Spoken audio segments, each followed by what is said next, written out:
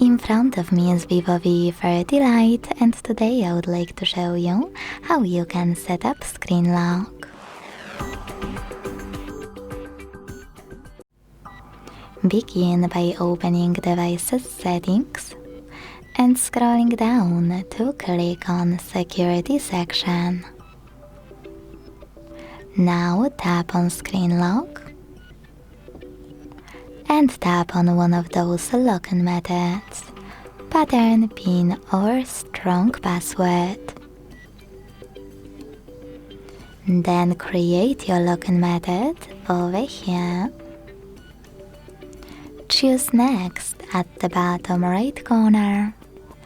Repeat it to confirm it and hit OK also at the bottom right corner. Following that, answer this question by clicking on the best option for you.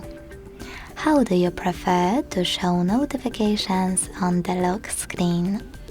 Show all notification content, show sensitive content only when unlocked, or don't show notifications at all. Whatever you decided, when you finished, hit Done. So now, when I switch off my screen and turn it back on, icons that pattern is required. Thanks so much for watching. If you enjoyed this video, don't forget to leave a like, comment and subscribe. Bye!